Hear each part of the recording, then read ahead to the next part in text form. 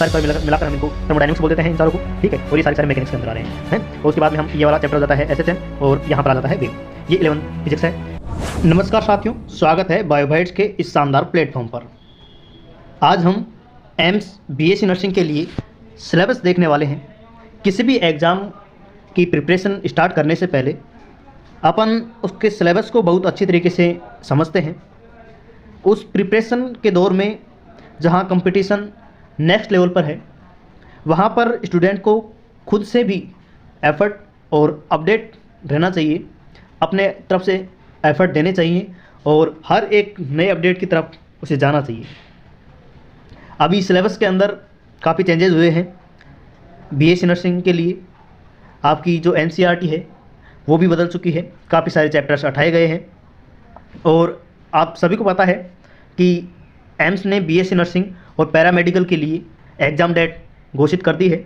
2025 के लिए exam date जो आपकी आई है वो आई है 1 जून। इसके ऊपर अपन ने एक पूरा वीडियो बनाया था। उस वीडियो के अंदर अपन ने सारे के सारी विषय पर बात की थी। एम्स BSc नर्सिंग से रिलेटेड, एम्स पैरामेडिकल से रिलेटेड जितने भी बातें, जितने भी डाउट, जितनी भी बातें आपको जानने की हैं, उन सारी बातों को अपन ने उस वीडियो के अंदर कवर किया था। अगर आपने वो वीडियो नहीं देखा है तो वो वीडियो आपको अपने डिस्क्रिप्शन में भी मिल जाएगा या फिर चैनल पर जाके आप देख सकते हैं और आई बटन में भी आपके लिए लगा दिया जाएगा, तो आप वहाँ से देख सकते हैं।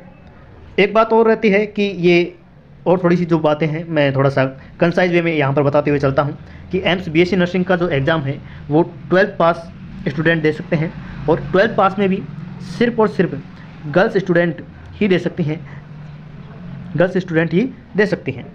12th पास और गर्ल्स स्टूडेंट ही ये एग्ज़ाम दे सकती हैं।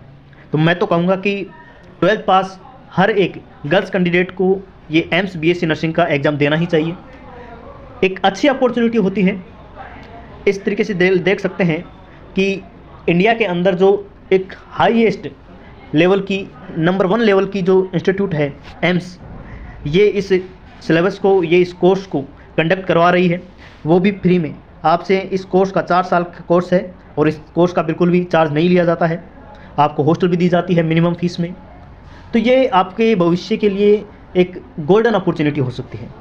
इसलिए आपको इसकी तैयारी ज़रूर करनी चाहिए और एग्ज़ाम देना चाहिए।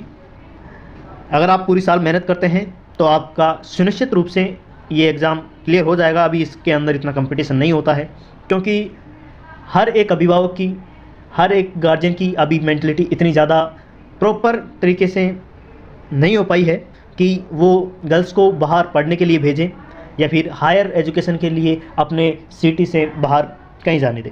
अभी एम्स जो ऑल ओवर इंडिया में है वो हैं 18 एम्स हैं अभी तक, मतलब कि हर दूसरे स्टेट में एक एम्स है। और जो सबसे ज़्यादा एम्स की कट ऑफ जाती है वो जाती है जोधपुर और एम्स दिल्ली। एम्स दिल्ली की जाती है सबसे ज़्यादा और उसके बाद में जाती है जोधपुर वाली एम्स की, ठीक है। जबकि देवगढ़, रत्नागिरी और इन सब की जो जितने एम्स हैं उनकी कट ऑफ कम जाती है इनसे। तो आज हम इसके सिलेबस के बारे में देखेंगे और देख लेते हैं कि बीच बीच में कि आपका ये जो नोटिफिकेशन आया था, इसके लिए आप देख लीजिए कि नोटिफिकेशन में आपकी एग्ज़ाम डेट 1 जून दी हुई है। 1 जून 2025 को आपका एग्ज़ाम लगेगा, ठीक है। वहीं पर एलिजिबिलिटी क्राइटेरिया कि यहाँ पर आप देख लीजिए एक बार कि एलिजिबिलिटी क्राइटेरिया के अंदर जनरल OBC में 55% होनी चाहिए आपकी और SC ST में 50% होनी चाहिए 12th के अंदर, ठीक है। वहीं पर हम बात करें कि ये जो एग्ज़ाम लगेगा आपका 1 जून को जो एग्ज़ाम लगेगा उसके अंदर आपकी जनरल के अंदर 50% और OBC के अंदर 45% और SC ST के अंदर 40% लाना ज़रूरी है, तभी आप काउंसलिंग में पार्टिसिपेट कर सकते हैं। और इसमें सिर्फ और सिर्फ फीमेल कैंडिडेट ही पार्टिसिपेट कर सकती हैं इस एग्ज़ाम में। ये बातें हुई। उसके बाद में सिलेबस के बारे में बात करें तो सिलेबस में आपका फिजिक्स आएगा 30 नंबर का, केमिस्ट्री आएगी 30 नंबर की, बायोलॉजी आएगी 30 नंबर की और इसी के साथ जीके जो दिया हुआ है 10 नंबर का, इसमें जीके के साथ साथ रीजनिंग भी आजकल आने लग गया है। तो रीजनिंग और जीके 10 नंबर के आते हैं, ठीक है। तो इस वाले पोर्शन को अभी अपने को नहीं सोचना है, अभी इस पोर्शन पर अपने को फोकस करना है। ये वाला जो पोर्शन है जीके एंड जनरल नॉलेज, ये लास्ट टाइम में आपको करवा दिया जाएगा, ठीक है। तो ये अभी अपने को इस वाले पोर्शन पर फोकस करना है, 90 नंबर के मार्क्स के ऊपर फोकस करना है, ठीक है। वहीं पर अब हम देखते हैं आगे की आपकी नेगेटिव मार्किंग। देखो जो पेपर आता है वो हिंदी और इंग्लिश दोनों लैंग्वेज में आएगा और जो पेपर होगा वो आपका कंप्यूटर बेस्ड पेपर होगा, मतलब कंप्यूटर के ऊपर लगेगा, पेन पेपर पर नहीं लगेगा आपका। और हर एक क्वेश्चन के लिए आपको 1 नंबर दिया जाएगा और गलत क्वेश्चन के लिए आपका 1/3 काट लिया जाएगा, ठीक है। ऐसे प्रकार से ये मार्किंग होने वाली है। और एम्स BSc नर्सिंग का जो पेपर होता है ये 2 घंटे का पेपर होता है और इसके अंदर 100 क्वेश्चन आते हैं, ठीक है। 120 मिनट मिलेंगे आपको और 100 क्वेश्चन आएंगी और हर एक क्वेश्चन 1 नंबर का होने वाला है। ओके, ये बात यहाँ तक आप क्लियर है।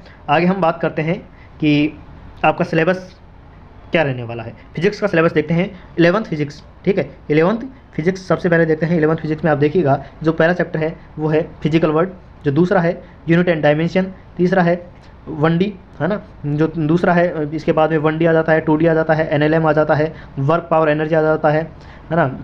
फिर ये आ जाता है रिजिड बॉडी डायनेमिक्स, फिर आता है ग्रेविटेशन, उसके बाद में mechanical property of solid and fluid, ठीक है। उसके बाद में thermal property of matter, thermodynamics and kinetic theory. ये सारे मिलाकर हम इनको थर्मोडायनेमिक्स बोल देते हैं इन चारों को, ठीक है। और ये सारे मैकेनिक्स के अंदर आ रहे हैं। और उसके बाद में हम ये वाला चैप्टर हो जाता है SHM और यहाँ पर आ जाता है वेव। ये 11th फिजिक्स है।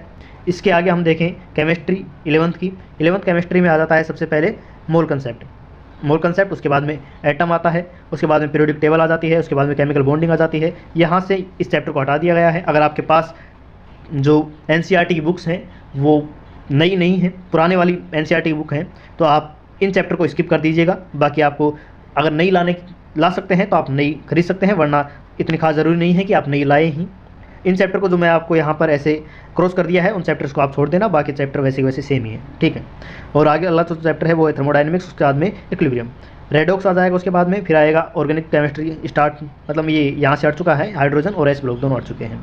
ओके, उसके बाद में P ब्लॉक आएगा, 11th की P ब्लॉक, ठीक है। उसके बाद में आएगा आपका ये GOC, इसको GSU बोलते हैं अपन लोग। उसके बाद में हाइड्रोजन आ जाएगा, हाइड्रोकार्बन आ जाएगा, ठीक है। और ये एनवायरमेंट केमिस्ट्री आपकी हट चुकी है। चलिए आगे देखते हैं बायोलॉजी के बारे में। तो बायोलॉजी में द लिविंग वर्ल्ड चैप्टर सबसे पहले, उसके बाद में biological classification, plant kingdom, animal kingdom, morphology, anatomy, हाँ, और टिश्यू वाला चैप्टर स्ट्रक्चर ऑर्गेनाइजेशन इन एनिमल्स, ये टिश्यू इसके अंदर हम पढ़ते हैं। फिर आता है अपना सेल, उसके बाद में बायोमोलिक्यूल और फिर सेल साइकिल, सेल डिवीजन आ जाता है। ये दोनों चैप्टर हट चुके हैं, ठीक है। Transport of in plant and minerals, ये दोनों चैप्टर हट चुके हैं। उसके बाद में फोटोसिंथेसिस आ जाता है और रेस्पायरेशन आ जाता है, ओके। और फिर आता है plant growth and development, digestion हट चुका है। उसके बाद में ब्रीदिंग एंड एक्स जो गैसेज वाला चैप्टर आ जाता है, बॉडी फ्लूइड एंड सर्कुलेशन आ जाता है, एक्सक्रीटरी प्रोडक्ट आ जाता है, लोकोमोशन आ जाता है। और उसके बाद में न्यूरल कंट्रोल एंड कोऑर्डिनेशन आता है। और लास्ट वाला जो चैप्टर है केमिकल कोऑर्डिनेशन एंड इंटीग्रेशन है, ठीक है। ये अपन ने 11th के सिलेबस के बारे में बात कर ली है। अब हम आगे देखते हैं कि आगे है NCERT 12th का सिलेबस है। इसमें सबसे पहले इलेक्ट्रोस्टैटिक्स है, उसके बाद में करंट इलेक्ट्रिसिटी है, उसके बाद में मूविंग चार्ज एंड मैग्नेटिज्म है, उसके बाद में मैग्नेटिज्म एंड मैटर है। उसके आगे EMI है, अल्टरनेट करंट है, मतलब AC वाला चैप्टर आ जाता है। फिर EMW आ जाता है। उसके बाद में यहाँ पर आ जाता है ऑप्टिक्स के अंदर रे ऑप्टिक्स और वे ऑप्टिक्स आ जाती हैं। मॉडर्न फिजिक्स के अंदर ड्यूअल नेचर आ जाता है, एटम आ जाता है और न्यूक्लियर आ जाते हैं। ये 3 चैप्टर आ जाते हैं। उसके बाद में यहाँ पर आ जाता है सेमीकंडक्टर, इलेक्ट्रॉनिक डिवाइस मतलब कि सेमीकंडक्टर, ओके। ये 12th फिजिक्स हो गई आपकी। हम आगे देखते हैं, आगे बायोलॉजी देखते हैं, 12th की बायोलॉजी। इसमें सबसे पहली जो यूनिट है वो रिप्रोडक्शन है। रिप्रोडक्शन के अंदर सेक्स और रिप्रोडक्शन इन प्लांट है सबसे पहला चैप्टर। उसके बाद में है ह्यूमन रिप्रोडक्शन और फिर आता है रिप्रोडक्टिव हेल्थ। ये 3 चैप्टर हैं। ये जो पहला वाला चैप्टर है वो हट चुका है। और अब हम आगे देखते हैं जेनेटिक्स और इवोल्यूशन में। जेनेटिक्स में सबसे पहले आता है प्रिंसिपल ऑफ इनहेरिटेंस, उसके बाद में आता है मॉलिक्यूलर बेसिस ऑफ इनहेरिटेंस और फिर आता है इवोल्यूशन, ठीक है। उसके आगे आ जाता है ह्यूमन हेल्थ एंड डिजीज। आगे फिर हम देखें ह्यूमन वेलफेयर के बारे में। ह्यूमन वेलफेयर तीसरी यूनिट हो जाती है। इसमें माइक्रोब्स वाला है, strategy of enhancement of food, ये चैप्टर हट चुका है अब आपका, इसकी वजह से दिख नहीं रहा है, तो ये चैप्टर हट चुका है। और माइक्रो ऑर्गेनिज्म वाला चैप्टर बचा है आपका इस वाली यूनिट में। बायोटेक्नोलॉजी बची हुई है और बायोटेक्नोलॉजी के एप्लीकेशन बचे हुए हैं, ओके। उसके बाद में बचा हुआ है इकोलॉजी। इकोलॉजी के अंदर लास्ट वाला जो चैप्टर है पोल्यूशन, वो अब हट चुका है। उसके जो बचे हैं वो बचा है इकोसिस्टम बचा हुआ है। एनवायरमेंटल इशू आपका हट चुका है। इकोसिस्टम है और कौन से हैं, बायोडाइवर्सिटी एंड कंजर्वेशन है, मतलब कि इसके अंदर भी 3 चैप्टर बचे हुए हैं।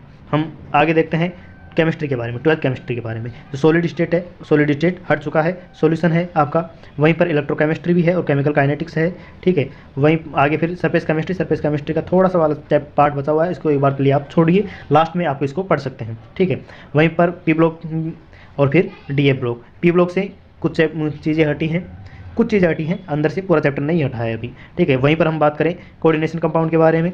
कोऑर्डिनेशन कंपाउंड पूरा चैप्टर ऐसे कैसे है, काफ़ी इंपॉर्टेंट एंड वेटेज रखने वाला चैप्टर है। Halo alkane and hello Erin, ये वाला चैप्टर ऑर्गेनिक से, ठीक है। ऑर्गेनिक केमिस्ट्री के अंदर एल्कोहल, फिनॉल, ईथर है, फिर एल्डिहाइड, कीटोन और कार्बोक्सिलिक एसिड है, एमिनो एसिड, एमिन्स हैं, ठीक है। उसके बाद में बायोमोलिक्यूल है। ये जो लास्ट वाले 2 चैप्टर हैं पॉलीमर और केमिस्ट्री इन एवरीडे लाइफ, ये हट चुके हैं, दम तोड़ चुके हैं, खत्म हो चुके हैं, ठीक है। ये अपन ने पूरे सिलेबस को देख चुके हैं। 11, 12 पूरा सिलेबस मैंने आपको एक चैप्टर गिनवा दिया है। इस हिसाब से अपनी तैयारी को बूस्ट कीजिए, इस तैयारी के हिसाब से पढ़िए और अपन ब्लॉक स्ट्रेटेजी लाते रहेंगे कि कौन से चैप्टर सबसे ज़्यादा इंपॉर्टेंट है, जहाँ से क्वेश्चंस बनते हैं और जो फ्रिक्वेंटली वहाँ से क्वेश्चन पूछे जाते हैं, क्योंकि पूरा सिलेबस है। इसमें से आप देखेंगे कि ये 70 से 80 चैप्टर हैं, 70-80 चैप्टर अभी भी बचे हुए हैं। तो इन चैप्टर से, हर एक चैप्टर से क्वेश्चंस नहीं आते हैं इतने ज़्यादा, कुछ ही चैप्टर होते हैं और उन चैप्टर्स के अंदर भी एक गिने चुने पॉइंट होते हैं, टॉपिक्स होते हैं, जहाँ से फ्रिक्वेंटली क्वेश्चन पूछते ही है। जैसे गाउस थ्योरम से फ्लक्स वाला क्वेश्चन हर बार पूछा जाता है, काफ़ी ईजी वाला होता है।